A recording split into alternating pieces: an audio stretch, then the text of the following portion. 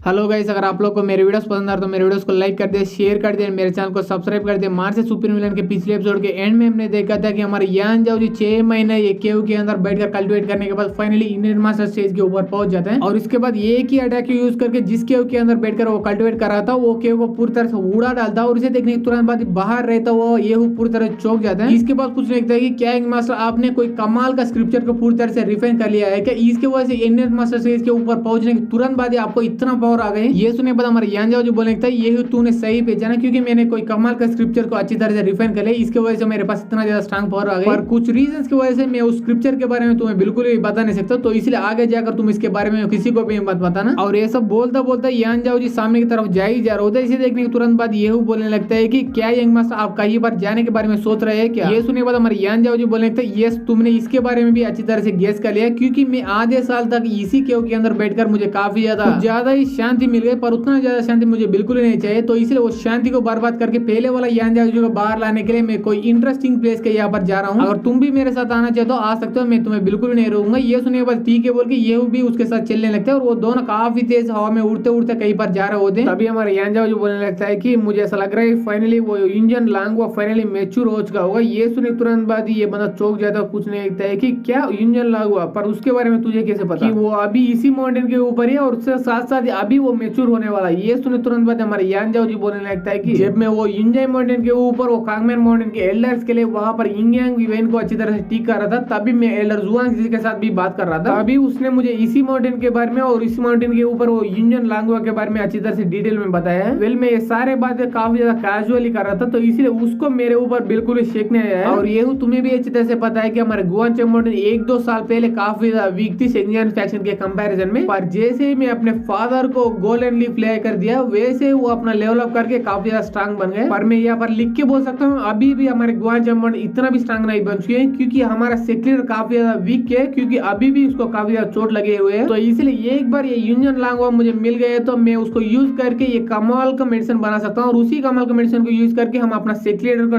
ठीक कर सकते हैं। ये सुने बाद ये बोलेंगे ठीक है मास्टर, पर वो यूनियन लांगवा कहाँ पर मिलता है, क्या तुझे पता है ये उसके एग्जैक्ट लोकेशन के बारे में? ये सुने बाद हमारे यान जाओ जी बोलने लगता है नहीं अभी तक नहीं, पर मैंने ऑलरेडी इसी माउंटेन के ऊपर अपना काफी सारे बंदों के बेच चुका हूँ उसी का पता करने के लिए, तो इसलिए वो लोग पता करके जरूर यहाँ पर जरूर आते होंगे। ये लोग ऐसा बात किए जा रहे थे तभी कुछ घायल बंदे उसके सामने की तरफ आ ही जा रहे थे और उसे देखने के बाद बोलने लगता है कि यंग मास्टर आप तो फाइनली यहाँ पर आ ही गए। और इन्हें देखने के बाद हमारे यान जाओ जो पूछने लगता है कि तुम असल में क्या हुआ, क्योंकि मैंने इंजन लिंगुआ के बारे में इसीलिए तुम लोगों को पता करने के लिए भेजा क्योंकि तुम लोग काफी ज्यादा स्ट्रांग हो और इतना ज्यादा स्ट्रांग होने के बाद भी तुम्हारा कुटाई किसी और ने किया, इसका मतलब वो बंदा और भी ज्यादा स्ट्रांग हो सकता है, तो इसलिए उसके बारे में मुझे अच्छी तरह से बताओ तुम्हारा कुटाई किसका मैंने किया। ये सुनने के बाद उन दोनों में से एक बंदा बोलने लगता है कि मास्टर प्लीज हमें माफ कर दीजिए, आपने हमें एक काम किया वो काम में हमें अच्छी तरह से बिल्कुल ही नहीं कर पाए और आपने हमारे बारे में अच्छी तरह से गेस किया क्योंकि हमें एक ही बंदे ने आकर कुटाई किया और उस बंदे का नाम है ली जाओ और वो जाओ यान हाउस से आपने हमें यहाँ पर वो यूनियन लांगवा यानी वो क्लाउड स्पिरिट फ्लावर को लाने के लिए भेजा था और हमने काफी सारा सर्च करने के बाद फाइनली उस फ्लावर के पास गए थे, पर जैसे हम उस फ्लावर को पकड़ के उखाड़ने वाला होता है तभी वहां पर ली जाओ नाम का बंदा और उसके साथ काफी सारे बंदे और आ गए और आने के तुरंत बाद हमारा कुटाई पूरी तरह से चालू किया और इसके बाद हमारे पास और कोई चाइज ही नहीं बचा कि वहां पर अपना जान बचेगा भागने के अलावा, तो इसलिए प्लीज हमें माफ कर दीजिए मास्टर। और सारे बात सुनने के बाद यान जाओ जी बोलने लगता है कि इंटरेस्टिंग, वेरी वेरी इंटरेस्टिंग, तो मेरे लाइफ के अंदर फिर से वो जावियन फैमिली आ गई है ना। और ये बोलने के बाद ये अपने मन में सोचने लगता है ये वही कम्युनिटी फैमिली है जिसने हमें ब्रांच फैमिली का नाम देके हमें जहां पर हमारे एंसेस्टर रहे होते थे वहां पर से हमें धक्के मार के बाहर निकाल गए और इसी फैमिली की वजह से मेरे ग्रैंडफादर और मेरे ग्रैंडमदर पूरी तरह से मर गए, तो इसलिए अब मेरा फर्ज बनता है कि इन लोगों को थोड़ा बहुत एंटरटेन करने का। इसके बाद हमारे यान जाओ जो वो दोनों लोगों से वो क्लाउड स्पिरिट फ्लावर के लोकेशन के बारे में अच्छी तरह से डिटेल में पूछता है और वो लोग भी बता देते थे। इसके बाद हमारे यान जाओ जी बोलने लगता है कि तुम लोगों को मुझसे माफी मांगने की कोई भी जरूरत नहीं क्योंकि तुमने एक काफी बढ़िया काम किया, तो इसलिए आगे जाकर तुम लोग ऐसे अच्छी तरह से काम करते रहना, अब तुम लोग यहाँ से जा सकते हो। ये बोलने के बाद ये थोड़ी देर के लिए सोचता है, इसके बाद बोलने लगता है कि नहीं तुम लोगों को कहीं बार भी जाने की जरूरत नहीं क्योंकि किस कमीने ने तुम्हारा कुटाई किया उस कमीने का मैं भी कुटाई करना चाहता हूँ, तो इसलिए तुम लोग वहीं पर रहकर देखना। और ये बोलने के बाद ठीक है मास्टर बोल के वो दोनों भी उसके साथ जाने लगता है और ऐसे कुछ देर का समय बीत जाता है और ये सारे लोग चलते चलते फाइनली वो क्लाउड स्पिरिट फ्लावर के पास पहुंच जाते हैं। वहां पर कुछ लोग ऑलरेडी मौजूद होते थे और हमारे यान जाओ को देखने के बाद उनमें से ली जाओ नाम का बंदा चिल्ला के बोलने लगता है कि मुझे पहले ही पता था कि यहाँ पर तुम कहीं पर छुपे पड़े हो और अब तो देखो तू फाइनली यहाँ पर मेरे से मिलने के लिए फाइनली बाहर आ गई है और मैं भी मानता हूँ ये क्लाउड स्पिरिट फ्लावर किसी एक बंदे को बिल्कुल बिल्कुल ही प्रॉपर्टी नहीं है। तो इसलिए यहाँ पर कोई भी बंदा आ सकता है, ये क्लाउड स्पिरिट फ्लावर को अच्छी तरह से उखाड़ के ले जा सकता है, पर मैं ये बिल्कुल ही नहीं रोकता। पर ये दोनों बंदे प्रेस्टिजियस गुआनचांग माउंटेन का डिसेबल बिल्कुल ही नहीं है, बल्कि तुम जैसे एक ब्रांच फैमिली के बंदे का सर्वेंट है। तो इसलिए ये लोगों को सिर्फ और सिर्फ सर्वेंट जैसा बिहेव करना चाहिए। पर यहाँ पर आकर उल्टा सीधा मेरे साथ बात किया, तो इसलिए मुझे काफी ज्यादा गुस्सा है। तो इसलिए मैं उन दोनों का पूरी तरह से कुटाई कर दी। तो इसलिए यहाँ पर मेरा कोई भी गलती नहीं। तो इसलिए इन दोनों की कुटाई की वजह से तुम मेरे से पंगा लेने की कोशिश भी मत करना, वरना आगे जाकर तुम्हारे लिए अंजाम काफी ज्यादा बुरा हो सकते हैं। ये सुनने के बाद हमारे यान जाओ जी बोलने लगता है कि तुम मेन फैमिली के बंदे हो, ये नशा तुम्हें ऊपर से लेकर नीचे तक पूरी तरह से चढ़ गए हैं। अब मैं उसके उतारने वाला हूँ, तो इसलिए रेडी हो जाओ, क्योंकि जिन दोनों बंदे का तूने आज कुटाई किया वो दोनों बंदे सिर्फ मेरे सर्वेंट्स ही नहीं बल्कि काफी अच्छे दोस्त भी है। तो इसलिए इन दोनों का कुटाई का बदला मैं आज जरूर लेके रहूंगा। और ये सुनने के बाद ली जाओ को काफी गुस्सा आया था। इसके वजह से यान जाओ जी के ऊपर अटैक करते हुए बोला होता है कि तेरे पास इतना औकात नहीं मुझे सबक सिखाने, तो इसलिए मर, ये बोल के अटैक करने वाला होता। तभी हमारे यान जाओ जी ने इसके ऊपर एक थप्पड़ मार देते हैं। इसके बाद बोलने लगता है कि अबे साले काफी साल पहले हमारे यान फैमिली तुम्हारे फैमिली से एक ब्रांच फैमिली रहा करता था, पर अब बिल्कुल ही नहीं रहा, क्योंकि अब हमारा यान फैमिली एक नया फैमिली बन गया है। तो इसलिए तुझ जैसे बंदे के पास कोई औकात नहीं मुझ जैसे बंदे का ऑर्डर करने का। और तब हम देखते हैं वहीं पर उसी जाओ यान फैमिली का कोई और एल्डर होता है, और वो ली जाओ को पकड़ने के बाद बोल रहा होता है कि यान जाओ जी तुम्हें इतना भी ज्यादा घमंडीपन दिखाने की कोई भी जरूरत नहीं, क्योंकि अब भी तो हम तुम्हारे एंसेस्टर है और अब भी तुम हमारे ब्रांच फैमिली हो। और वैसे भी तुम्हारा फादर यान इतना ज्यादा स्ट्रांग होने के बाद भी हमारे मेन फैमिली के एक भी बंदे के ऊपर बिल्कुल ही हाथ ही नहीं उठाया। तो यहाँ पर तुम्हारी हिम्मत भी कैसे हुई हमारे मेन फैमिली के एक बंदे के ऊपर हाथ उठाने की। ये सुनने के बाद यान जाओ जी बोलने लगता है कि हमारे एंसेस्टर के बीच और तुम्हारे मेन फैमिली के बीच क्या क्या रिलेशनशिप है उससे मुझे घंटा भी फर्क नहीं पड़ता, और मैं ये बिल्कुल नहीं मानता हूँ कि तुम हमारा मेन फैमिली हो और हमारा एंसेस्टर हो। और इतना ही नहीं बल्कि मैं अभी तक ये बिल्कुल नहीं बोला कि तुम्हारे कमी नहीं मेन फैमिली की वजह से मेरा ग्रैंड मदर और मेरा ग्रैंडफादर पूरी तरह से मर गए हैं। और बुड्ढे तुमने ये बात सही बोला कि मेरे फादर अब इतना ज्यादा स्ट्रांग बन चुके हैं कि अगर वो अब चाहते तो तुम्हारा फैमिली को पूरी तरह से अंदर से लेकर बाहर तक हिला के रख सकता है, पर उन्होंने ऐसा कुछ भी नहीं किया, क्योंकि वो एक अच्छा बंदा था और मैं भी उनके डिसीजन को रिस्पेक्ट करता हूँ। तो इसलिए मैं भी कुछ भी नहीं करूंगा आगे जाकर। पर मैं अपने फादर जितना अच्छा बंदा बिल्कुल नहीं हूँ, क्योंकि जैसे ही तुम मेरे दोस्त को चोट पहुंचाएगा वैसे भी मैं तुम्हारे पास आऊंगा, आने के तुरंत बाद तुम लोगों का पूरा तरह से मैया बहन करके रख दूंगा। ये सुनने के बाद बुढ़ाओ को भी फाइनली गुस्सा आया था। इसके वजह से चिल्ला के बोलने लगता है यान जाओ जी तेरी इतनी हिम्मत, क्या तुझे पता है कि अभी अभी तूने किसको मारा है? क्योंकि ये ऐसा वैसा बंदा नहीं बल्कि ये हमारा मेन फैमिली का पैट्रियार्च का बेटा है, तो इसलिए आगे जाकर तुम्हारे ऊपर काफी बड़ा मुसीबत आ सकती है। और ये बोलेंगे तुरंत बाद हमारा ये एपिसोड यहीं पर खत्म हो जाता है। अगर आप लोग को ये एपिसोड पसंद आए तो एपिसोड को लाइक कर दे, शेयर कर दे, मेरे चैनल को सब्सक्राइब कर दे। Thanks for watching guys.